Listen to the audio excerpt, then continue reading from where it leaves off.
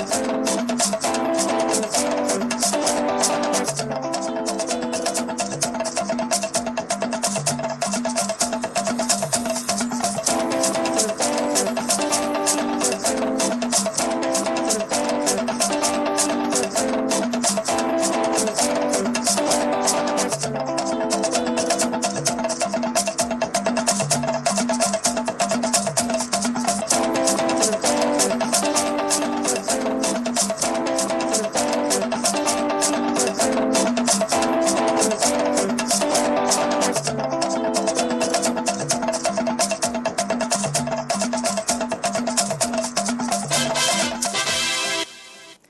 evening, and thanks for joining us on Nationwide today. I'm Elizabeth Omori, and here's a quick reminder that you can follow this news broadcast live on our website, nta.ng/live, NTA News Now on X, former Twitter, as well as other social media handles displayed on the screen.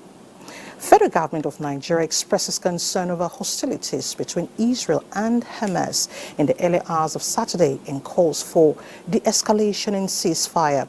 A statement by the Minister of Foreign Affairs, Yusuf Tugar, urges both sides to exercise restraint as retaliation only adds pain and suffering to the civilian population.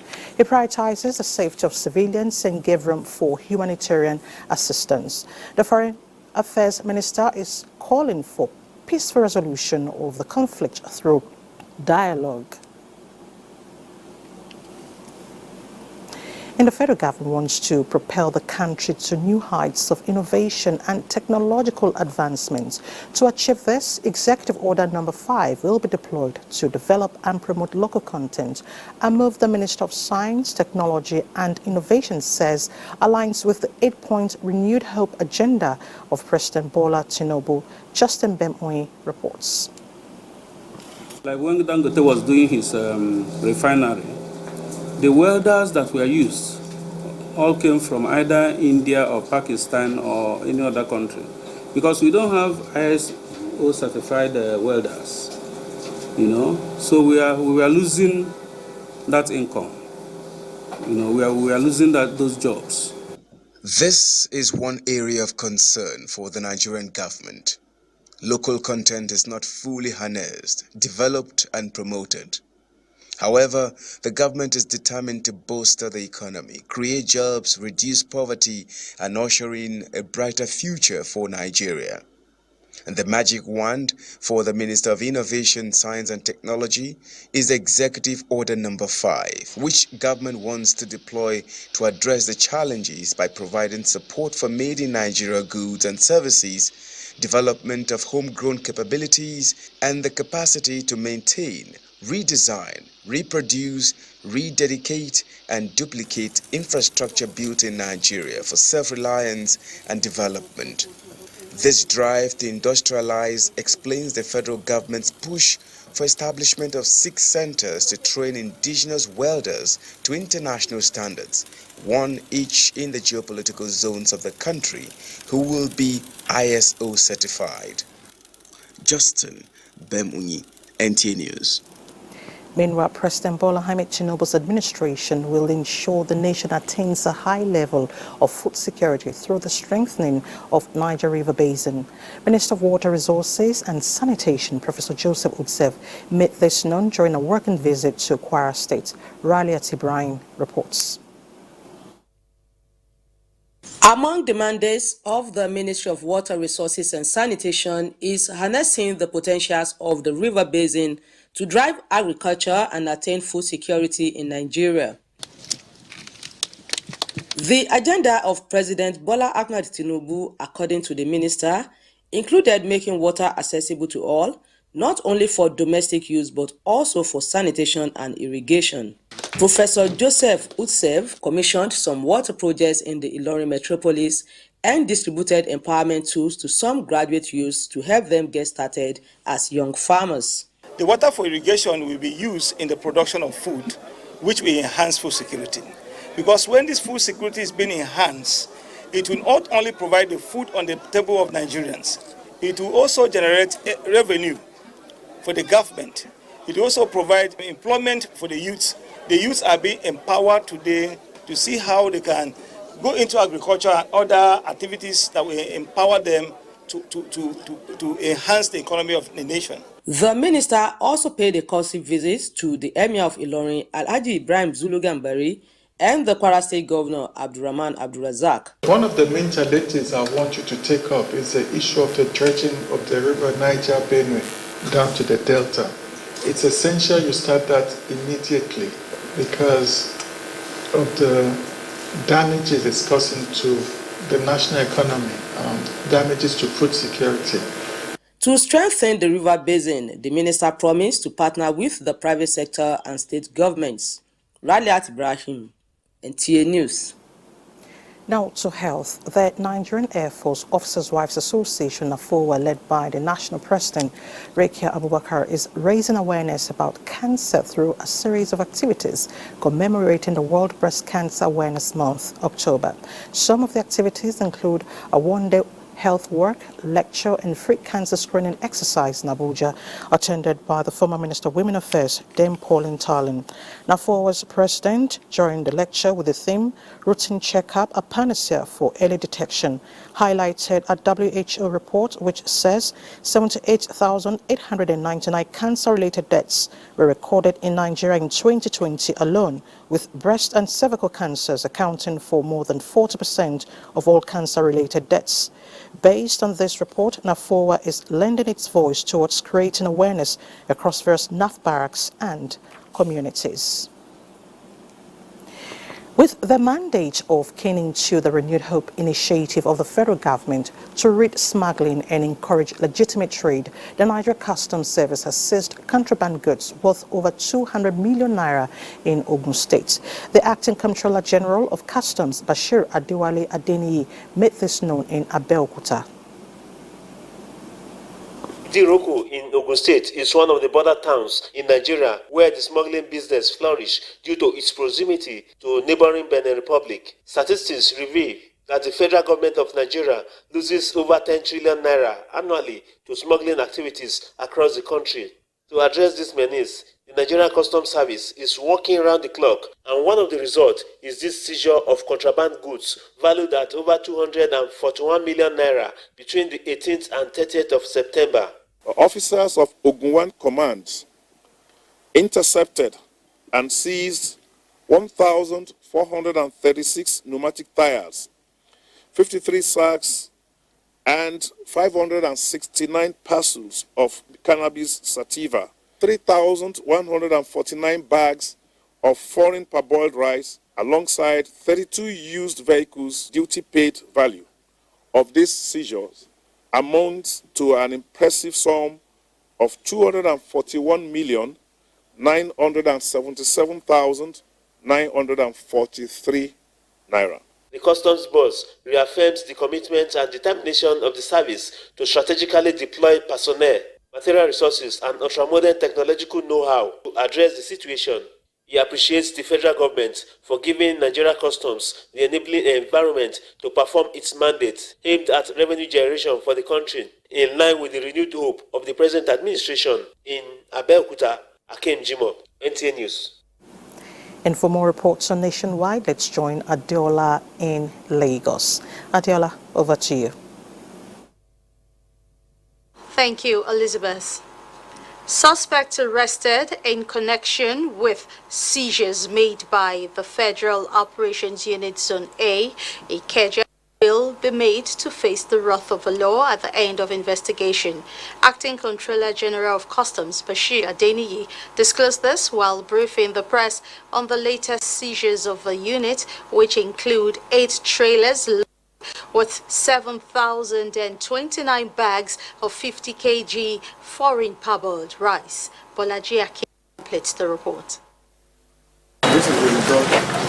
Apart from interception of the parboiled rice, Acting Comptroller General of Customs, Bashir Adeniyi, commended the courage and spirit of patriotism demonstrated by men of the unit, which led to the seizure of other goods, including 240 food containers with 360 bales of used clothes, 150 cartons of ladies' handbags, 50 bales of sneakers, and other falsely declared items.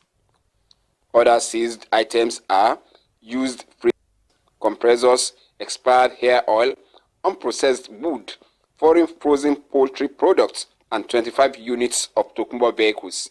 The Acting Controller General assures the public that customs will do everything possible to check the activities of smugglers in all Nigeria borders.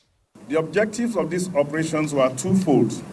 The first one is to discourage potential traders from engaging in smuggling activities, and the second is to inflict maximum financial losses on smugglers. We have in our custody 14 suspects in connections with the various seizures. Adeniyi reiterates customs' determination to key into federal government's commitment to achieving self-sufficiency and enhancing the quality of life for all Nigerians. The cumulative duty paid value of the intercepted goods amounts to 1,757,080,889 naira.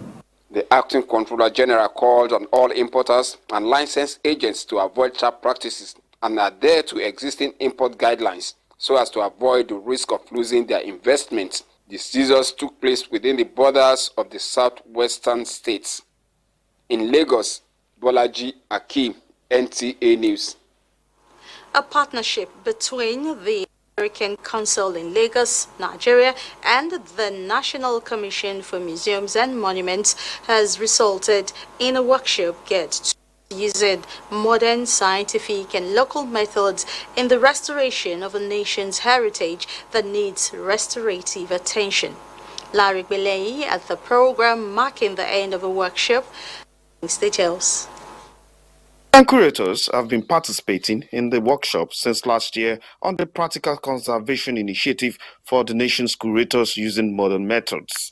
The unique thing and the major thing about the training we have done is not just that we learned about new techniques, but the conservators from University of Yale, they came with their materials and tools, and we compared it with the ones we use here in Nigeria as conservators, bearing sustainability in mind, because what works for them there may not work for us here in.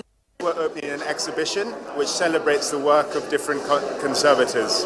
We have been working through workshops over the past year to restore and preserve these objects that have sat in the storage for many years, and the hope is that through these techniques, objects like it across Nigeria can be preserved for many generations to come. The Director General of National Commission for Museum and Monuments, Abba Tijani, expressed satisfaction with the partnership which birthed the workshop and expressed confidence that the knowledge garnered will cascade to other curators across the country. The importance of having this kind of training and workshop in Nigeria so that our conservators can learn from the materials that are on.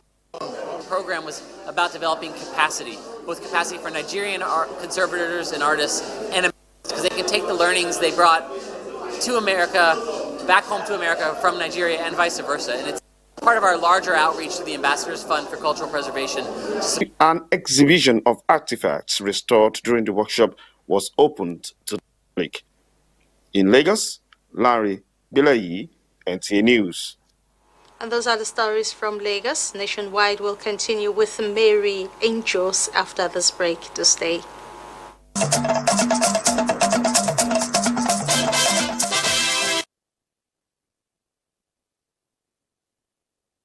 For joining us in Jos. The National Orientation Agency, in conjunction with the Nigerian Communications Commission, has flagged up the nationwide advocacy visit to schools on ethics and safer internet usage. Salau Abdurrahman Mohammed has the details. The advocacy visit where integrity clubs have been established is part of the mandate of the National Orientation Agency.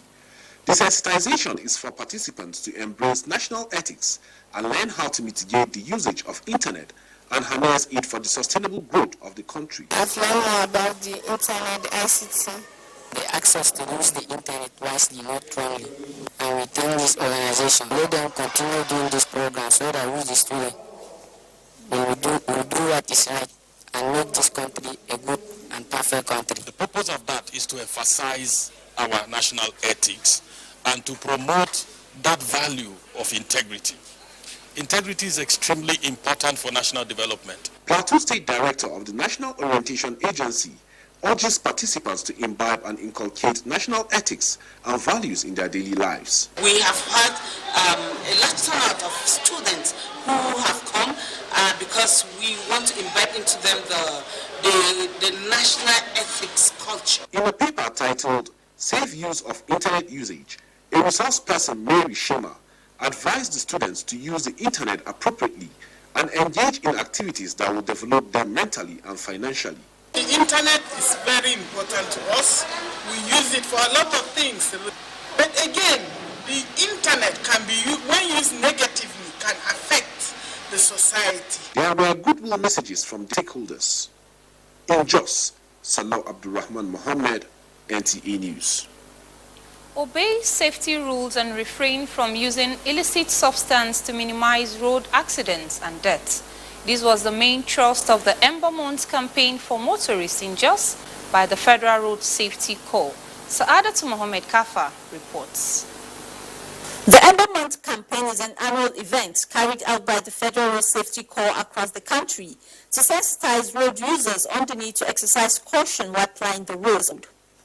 This follows the belief that high rates of road crashes are usually experienced during Unitide. Represented, the Corps Marshal of the Federal Road Safety Corps spoke on this year's theme, Speed thrills but it kills, drive responsibly and avoid overloading. He notes that speed is the most prevalent factor that accounts for road crashes, resulting to deaths.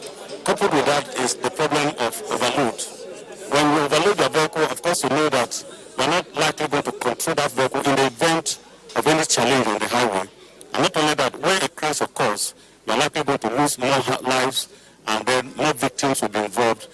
These two incidences are necessary for us to address across the country to ensure that we reduce road traffic crashes. Representative of Plateau State Government appeals to road users to maintain the stipulated speed limit of 100 km per hour to minimize road accidents. When the Plateau State services is going to be rebranded, it is going to be a new experience for the citizen. Speaking on behalf of drivers, the General Manager, Plateau Express Service, Samuel Gotts, commended Federal Road Safety Corps for the enlightenment, assuring the Corps that drivers will abide by safety rules. I think there's no message that could have been stronger from all stakeholders, and I believe a word is enough for the wise. The Corps also sensitized motorists on dangers of using illicit drugs. In Jos, Saadatu Mohammed Kafa, NTA News. And that's our contribution from Jos. Nationwide continues in Abuja with Elizabeth. Good evening. Thank you, Mary. Now to electoral matters. In a bid to ensure successful conduct of the fast approaching November 11 Imo State governorship election, Office of the Independent National Electoral Commission, INEC in Imo State, has held a one-day interactive meeting with religious leaders and faith-based groups in the states. Faith Igwilo reports. The essence of the meeting, according to the Imo State Resident Electoral Commissioner, Professor Sylvia Ago, was to galvanize the support and prayers of the religious leaders and heads of faith-based groups in the state towards mobilizing their members to actively participate in the November 11 State of Circle governorship election. And therefore, it becomes very necessary to gather us together to solicit your usual cooperation in the area of sensitizing your members to be part of the process. The Resident Electoral Commissioner also lamented the poor statistics of PVC's collection in the states, which will end on 9th October, despite commencing on 11th September, and appealed to the religious leaders to prevail on their members to go and collect theirs. I'm appealing to all of you to please pray for us. We are working assiduously to make sure we get it right this time around. The event witnessed question and answer session, which afforded the electoral umpire the opportunity to entertain salient questions raised by the religious leaders ahead of the governorship poll. In Owerri, I am Faith Igwilo, NTA News. And as the November 11 governorship elections in Bayelsa, Imo and Kogi states draw closer, INEC is reminding political parties yet to submit the list of their party agents to comply. In a statement, INEC says that only 55% of the expected total of 189,180 polling unit agents have been uploaded, as the portal will automatically shut down at 12 midnight on Tuesday, 10th of November 2023. Similarly, the online accreditation of journalists, which commenced on the 24th of August 2023, will close on the 22nd of October 2023. So far, only 45 media organizations have applied for accreditation. INEC urges all interested media organizations to take advantage of the remaining window to apply, or on or before the deadline on 22nd of October 2023, as there will be no extension. On security issues, INEC calls for caution against actions capable of jeopardizing the peaceful conduct of elections in Nigeria. In other news, Nigeria's Social Insurance Trust Fund is re-strategizing to ensure victims of workplace accident, illness and death get the desired compensation, as the managing director of the trust fund, Maureen Alago, says this is part of the organization's drive to key into President Bola Tinubu's trust to improving workers' welfare. Joseph Odson reports. Emoluments to the scheme, they are entitled to all workplace hazard compensations. Marking this year's International Customer Service Week, the custodian of the Social Safety Net Scheme took the sensitization to the public. People, in course of their duties in the office, sustains one form of injury or the other. As we speak, we have thousands of persons, employees, that are being taken care of as we speak today through this organization. By participating in this event, it will enhance team service, productivity and resilience. We must be able to deliver on time, be able to do our work in such a way that the customers are happy. And that means that we deliver on time, we take care of their needs, we meet them at their point of need. 3. With this year's theme as Team Service, the Trust Fund rounds off the week with encouragement on staff to be more supportive for better delivery. Outstanding staff were recognized as moral booster. In Abuja, Joseph Utsen, NTA News. Thank you, Joseph. And for more reports, let's join Kemi in Ibadan.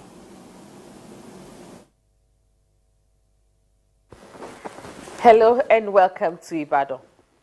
Public office holders in Oyo State have been urged to be diligent, prudent and innovative so as to deliver on the administration's mandate. This was the fallout of a 3-day leadership retreat for Oyo State government functionaries. Correspondent Ayomiku Ajibola reports. With the theme, Adaptive Leadership Strategies in an Uncertain Time, this leadership retreat for political appointees is to ensure that all appointees work together to achieve the mission and vision of Governor Makende's administration. The IHLN of the administration are well rooted with modern challenges and how to cope with them. Speaking on the topic, exploring the implementation of the Oyo State Roadmap for Sustainable Development 2023 to 2027, Governor Seyi Makinde explained that the agenda of Omitutu 2.0 is to consolidate on the achievements recorded by the administration under Omitutu 1.0, stating that more effort will be required to deliver on its electionary promises to the people. I believe that by meeting these expectations, we will be well on our way to achieving 80 to 85% of the promises made in the Oyo State roadmap.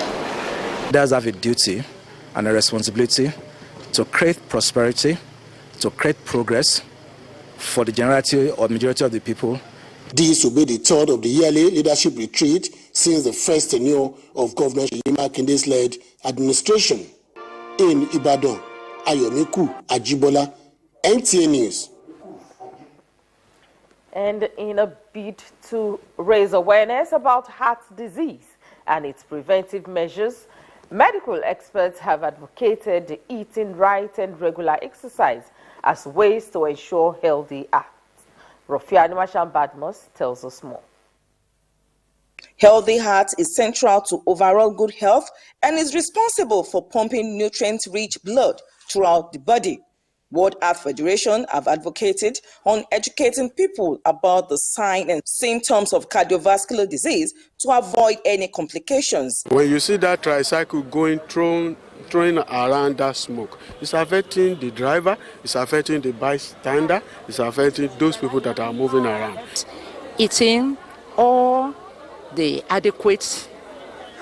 6 classes of food in adequate form, in moderation, with lots of vegetables and fruit. I like drinking minerals, I like taking sugar and salt too and so on. But now I've known that most of these things, the too much of it is bad. Medical experts advise on avoidance of air pollution in order to have a healthy heart. In Ibadan, Rofia Animasham Badmos, NTA News. And that's it from Ibadan. Nationwide continues with Salamatu in Kaduna after this timeout. Do stay.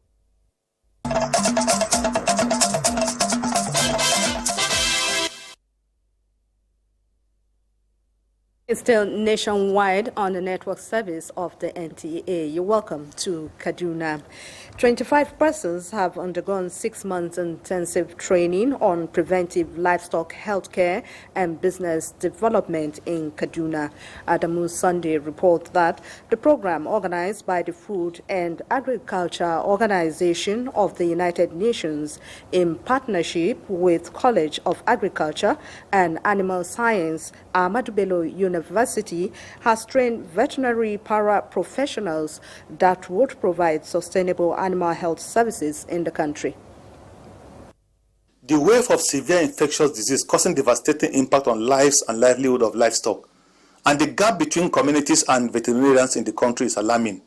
To find lasting solutions to these challenges, the Food and Agriculture Organization of the United Nations with College of Agriculture and Animal Science, Ahmadu Bello University, have trained veterinary professionals that will provide sustainable animal health services in the country. The pilot scheme of the VDP trainees have been selected in 2 states, Oyo and Kaduna.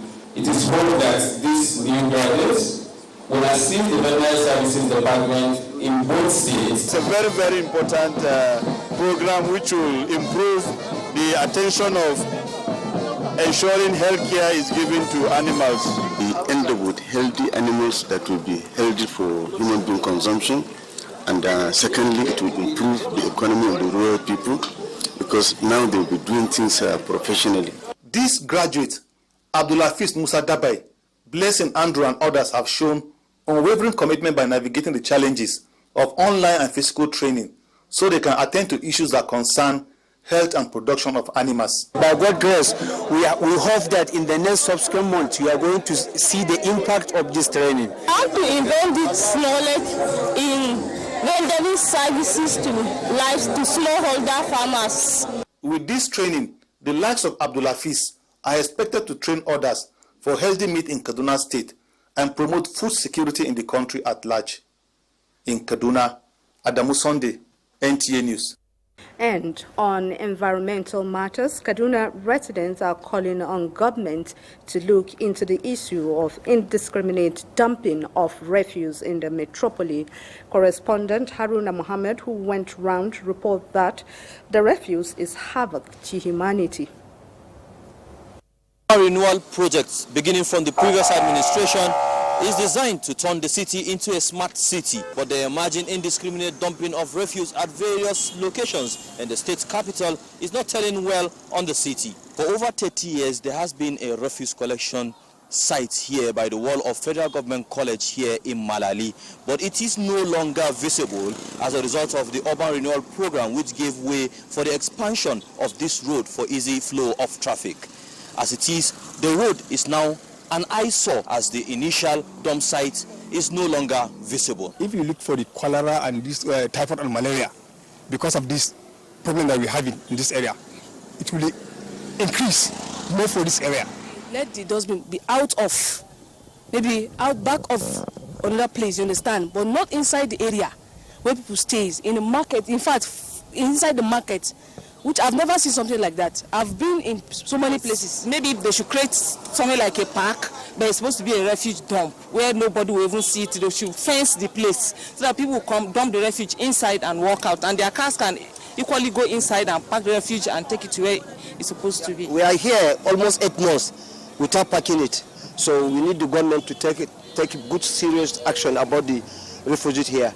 The Kaduna State government had carried out employments to ensure proper refuse disposal. The Kaduna State government, with the Kaduna Capital Territory Authority, we have taken a vow that by the special grace of God, we will make sure within the short term to make sure we have cleared all this mess that is within the secondary school. Not only here, this, if not checked, will not only pose threats to hygiene of the pupils and the community, but also face the developing city. In Kaduna, I am Haruna Mohammed, NTA News. And that story on indiscriminate dumping of refuse completes our package from here. Over to you, Elizabeth. Good evening. Thank you, Salamatu. And 1,000 peace ambassadors are learning to enhance their peace advocacy skills in Abuja. Yusuf Umar has details.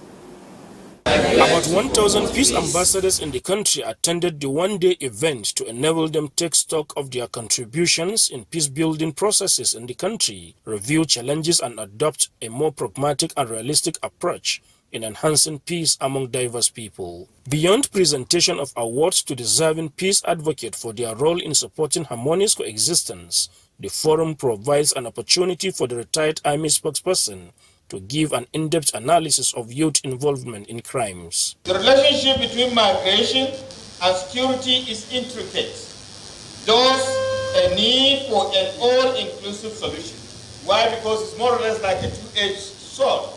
You know, so much as there is rural-urban migration, there is increment in criminal tendencies in the urban areas. At the same time, the rural areas are better off because the criminals are moved to the city.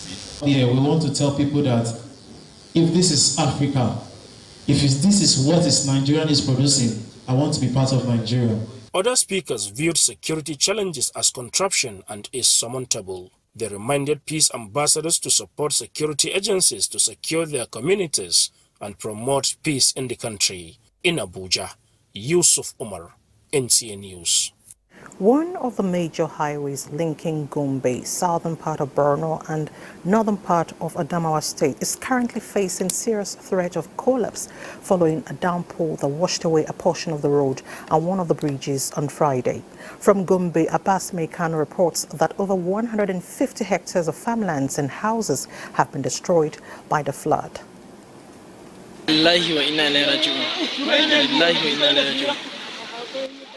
The 6th day of October will continue to linger in the minds of Dadinkowa residents due to devastating impact of flooding on both farmlands and houses. Over 150 hectares of farmlands and hundreds of houses were destroyed by flood following a heavy downpour. Dadinkowa town is about 40 kilometers from Gombe, the state capital, where the major road that links Gombe and Borno states faces serious threat of total collapse, as one of the major bridges along the way has been affected by the severe cases of flooding year in, year out. Abu ne ba farau ba mu a wurinmu. Mun jima muna gani dan tun muna kananan yara muna samun wannan yanayi na ambaliyar ruwa a Dadinkowa. Musamman ga watan tara takwas zuwa watan goma muna samun wannan matsalolin ambaliyar ruwa. We are appealing to government please to come and intervene about the issue of flooding of this area because we are suffering. This road is main road that is linking Gombe to Maiduguri, so the bridge is about to collapse. Ruwa ya zo shi kusa iya kunkumi. Ruwa na nan yanzu haka a cikin fada mu babu wajen da mutum ma dai expecting ya ce nan gonan shi ne bare ma nuna wajen ba ma. So far, no life was lost as a result of the disaster. However, the Dadinkowa bridge needs urgent intervention of the authority concerned to avoid its total collapse. In Gombe, Abbas Mekano, NTA News. Meanwhile, the Director General, National Emergency Management Agency, NEMA, Mustafa Habib Ahmed, has directed state emergency management agencies to immediately activate disaster management response units to tackle possible flooding following the release of water from Lagdo Dam in Cameroon. Correspondent Ilyasu Yakubu reports.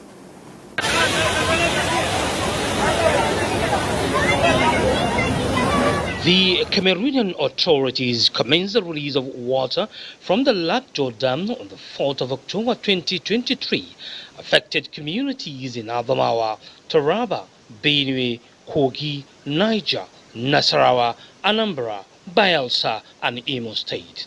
DG NEMA said the agency has since deployed its search and rescue officers to the affected areas for possible evacuation. The update from NEMA is that the agency has been alerted on the sudden increase inundation of riparian communities and farmlands along the banks of River Niger in Adamawa, Taraba, and Benue states in the past 48 hours. The sudden situation is attributed to the rapid release of waters from Lagdo Dam in the Republic of Cameroon and has resulted in the displacement of several inhabitants of the affected communities. This is the second time Lagdo Dam in Cameroon is releasing water this year, and NEMA said it will continue making effort to ensure Nigeria is not flooded as the country is in the valley neighboring 8 African countries of Benin, Burkina Faso, Cameroon, Chad, Cote d'Ivoire, Guinea, Mali, Niger, which poses great danger to Nigeria in the event of release of excess water from their dams. In Abuja, Ilyasu Yakubu, NTA News. Similarly, the National Commission for Refugees, Migrants and Internally Displaced Persons has stepped in to assist less privileged individuals and 2022 flood victims with essential items for empowerment. The distribution was launched in Lokoja. Ojonugwa Atta reports. In the aftermath of the 2022 floods that struck numerous communities in Kogi State, the decision of the National Commission for Refugees, Migrants and Internally Displaced Persons, NCFRMI, to extend assistance to the less privileged and individuals with special needs by providing equipment aimed at fostering self-reliance has been widely hailed. With this, on my own, I can still employ people to work under me. The Commission anticipates that beneficiaries will employ the equipment judiciously, highlighting the potential benefits for both individuals and the community. If you don't have today, be rest assured that in no distant time, a repetition is going to occur, and then you come up among the list. The Special Assistant to the Governor of Kogi State on Humanitarian Affairs, Amina Usman Musa, who also represented the state government, conveyed gratitude to the Commission for their generosity. As the beneficiaries return home with their equipment, it is expected that they will utilize them effectively for the betterment of themselves and their families. In Lokoja, Ojonugwa Atta, NTA News. In keeping with its promise to alleviate the suffering of flood victims in Nigeria, the federal government, through the National Emergency Management Agency, NEMA, has distributed relief materials to 12,000 victims of flood in Ebonyi State. Caleb Ogbonna reports that distribution of livelihood materials was in collaboration with the state government. The livelihood materials comprising bags of rice, beans, stoves, mattresses, sewing and grinding machines, among others, the 12,000 flood victims in Ebonyi State believe will aid their re-establishment and income as they lost millions to the disaster. Like, we can barely feed. My mom got an attack out of that particular flood. Like, till date, she's not been doing well. She's in the hospital. Lands have been too terrible for us. Since that time, that thing happens, you know. I really appreciate what federal government is doing. At least there's some part of our life they have assisted us to, but I think we need more from them. For the National Emergency Management Agency, NEMA, and the state government, the relief materials distribution is a sign that government is worried by their predicament and is already taking measures to foster future occurrence. Because it's to help them come back and continue their business, which has to do with economic livelihood. those who have their business impacted by the flood, and those who are vulnerable and they are thrown in society. There's no way government can pay you back all that you lost in the disaster, but at least to alleviate them from their losses a bit. The distribution of the relief materials, which is part of federal government's policy of improving the economic base of the victims, which began with Abakaliki local government area with over 2,000 victims benefiting, is expected to be extended to other 12 local government areas across the state. In Abakaliki, Kelebubunna, NTA. The Nigerian government is partnering the Netherlands and African climate activists to take action on climate change, with the Minister of State Environment, Isaac Salako, saying that urgent action needs to be taken to save the environment. Charles Alpha reports. For the past few years, the governments of the Netherlands and partners, Oxfam and some climate activists, have committed resources to fighting climate change in 8 African countries, including Nigeria. However, the concern is the gap that exists on the table where key climate decisions are made without much inputs from Africa. This meeting with the Nigerian government through the Ministry of Environment is to find ways the government will amplify Africa's story and build her capacity to take the right climate decisions with the interest to empower women and children.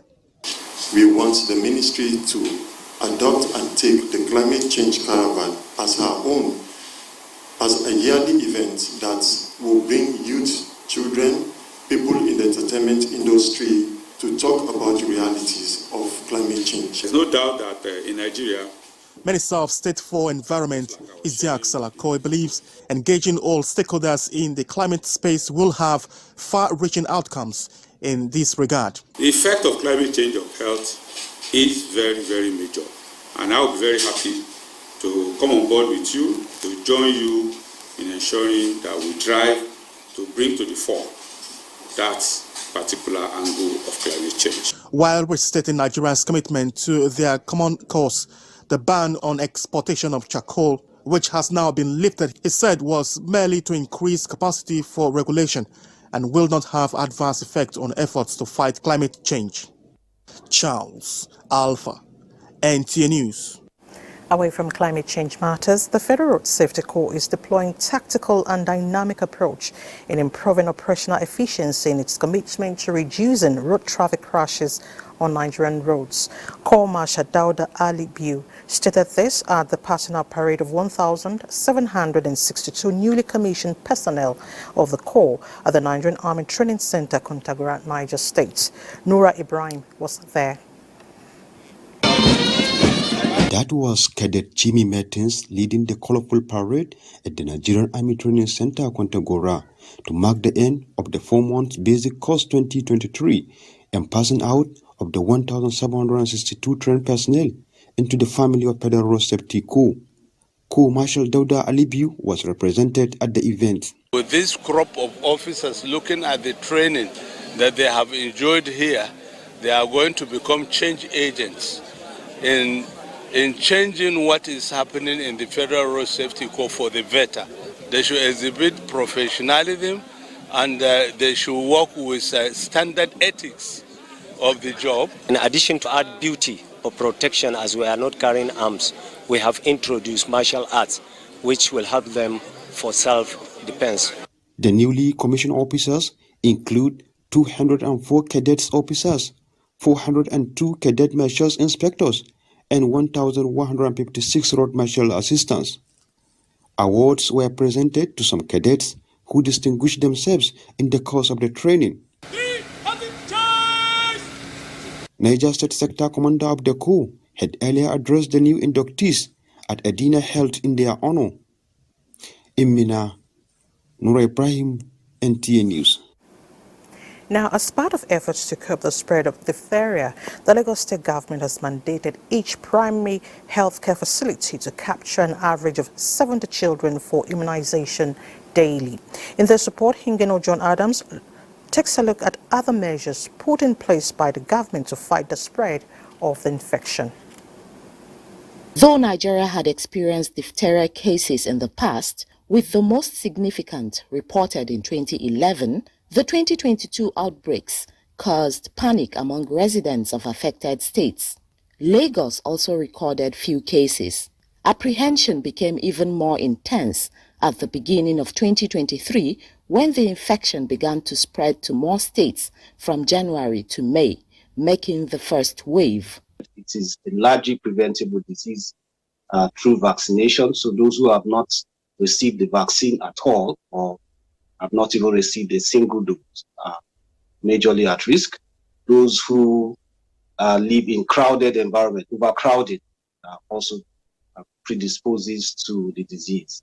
Then, of course, those who come in close contact, patients who have diphtheria. Experts say the country is currently experiencing a second wave, and Lagos State government has employed some strategies to ensure early detection as well as prompt response. Efforts is being put in place to ensure that there's reactive vaccination, especially to at-risk age groups, and then early identification and detection. We have this integrated disease surveillance and response system. There's a form that when you have any of these notifiable diseases, you fill in the form and quickly notify the local governments. With the Lagos State government's tracking system to increase routine immunization for children to the age of 5 and mechanisms to monitor level of progress, experts believe diphtheria will soon be defeated in the state. In Lagos, Hinginu John Adams, NTA News. And next is Sports Update. We begin with karate, as Team FCT again showed their sporting prowess as they emerged overall winners of the 3-day Japanese Ambassadors Karate Championship on Saturday at the Moshood Abiola National Stadium, Abuja. They won a total of 13 medals, made up of 5 gold, 3 silver and 5 bronze medals, while the Strata base came second with 5 gold, 3 silver and 1 bronze medals, and Team Federal Fire Service placed third with 2 gold, 3 silver and 2 bronze medals. Coach Bobby and my teammates, they overrated me. If I should lose, I won't be happy at all. Right now, I see some things that I missed in the past, so I have to incorporate it into my game so I can do well.